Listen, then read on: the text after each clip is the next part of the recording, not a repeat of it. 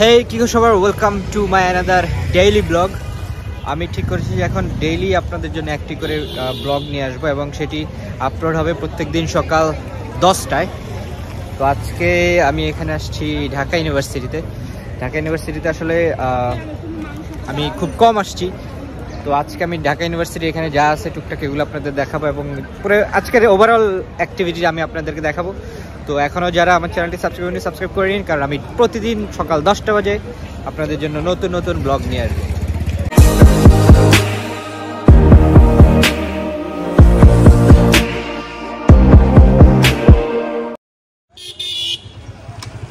এটা হচ্ছে ঢাকা ইউনিভার্সিটি, আমি জানি না কি ক্যাম্পাস।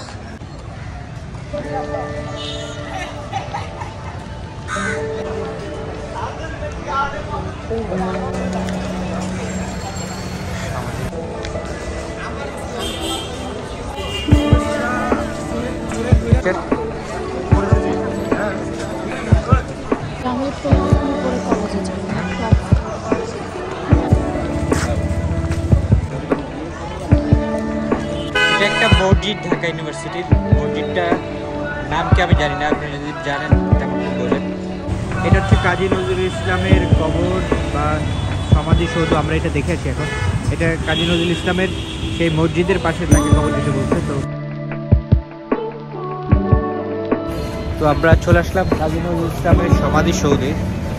তো এখানে তাকে মসজিদের পাশে কবর দেওয়া হয়েছে। আমি অনেকবার শুনছি বিভিন্ন বই খাতাতে, প্লাস হচ্ছে বিভিন্ন কবিতাতে কাজী নজরুল ইসলাম নিজেই বলছে যে তাকে হচ্ছে মসজিদের পাশে যেন কবর দেওয়া হয়, যাতে সে ইয়াদের পায়ের ধ্বনি শুনতে পারে। তো সেই জিনিসটাই তার আসলে আল্লাহ তার জিনিসটা কবুল করছে এবং সেটাই আপনাদেরকে এখন দেখাবো। মসজিদের পাশে আমায় কবর দিও ভাই, মসজিদের পাশে। আমরা চলে আসলাম ঢাকা ইউনিভার্সিটির সেই বিদ্রোহী কবির যেই সমাধিসৌধ, সেখানে দেখতে পাচ্ছেন মসজিদের পাশে কিন্তু তাকে কবর দেওয়া হয়েছে। এই যে দেখতে পাচ্ছেন এখানে কবর। তো উনি মরার আগে আসলে একটি কবিতা লিখে গিয়েছিলেন যে তাকে যেন মসজিদের পাশে কবর দেওয়া হয় এবং যেন মুসল্লিরা যখন যাবে সেই পায়ের ধ্বনি যেন সে শুনতে পারে। তো আল্লাহ কিন্তু তার দোয়া কবুল করে ফেলছে এবং তাকে কিন্তু মসজিদের পাশেই এখানে ঢাকা ইউনিভার্সিটি খুব সুন্দর একটা জায়গায় কবর দেওয়া হয়েছে। কবর দিও ভাই। এখানে আরেকটা কবর আছে, পটুয়া শিল্পী কামরুল হাসানের কবর। এটা 1988 সালে মারা গেছে ভাই। এই কবরটাতে অনেকগুলো ফুল দিছে, অনেকগুলো। মসজিদের পাশে আমায় কবর দিও ভাই, আমার গোরের পাশে। তো এখানে আমি যতটুকু দেখলাম, এখানে কয়েকটা কবির কবর আছে, প্লাস হচ্ছে যে বিদ্রোহী কবি জয়নুল আবেদিন, প্লাস হচ্ছে আমাদের যে জাতীয় কবি কাজী নজরুল ইসলাম, আরও কয়েকজন গুণী ব্যক্তির কবর এখানে আছে।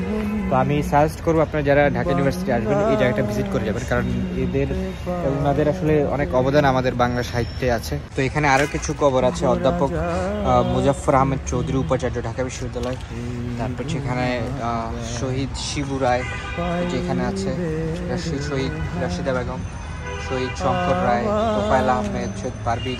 এখানে আরও অনেক গুণী মানুষের কবর আছে এখানে দেখতে পাচ্ছেন।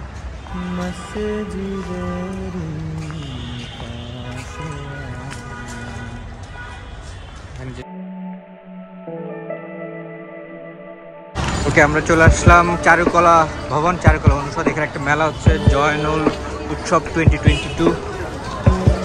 তো দেখি এখানে কি আছে। এটা মেনলি চারুকলা অনুষদ। তো এখানে কিছু মেলা হচ্ছে, আমরা মেলাগুলো দেখি।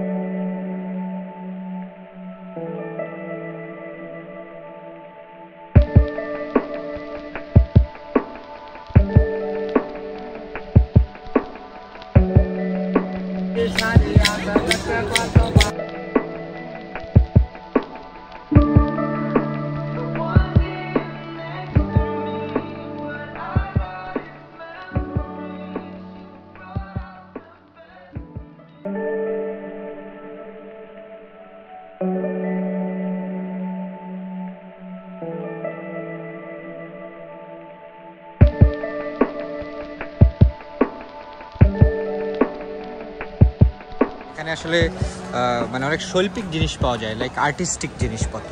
তো আপনারা যারা এসব পছন্দ করেন আজকে এই মেলা ঘুরে আসতে পারেন। আজকের তারিখ হচ্ছে, এই ভিডিওটা আমি আগামীকাল আপলোড করব, তো তারপর কালকেও যদি থাকতে পারেন আপনারা এসে দেখে যেতে পারবেন।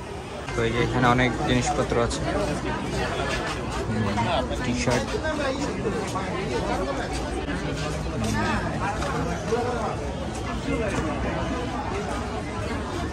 যারা এইসব জিনিস পছন্দ করেন তারা এখান থেকে নিতে পারেন।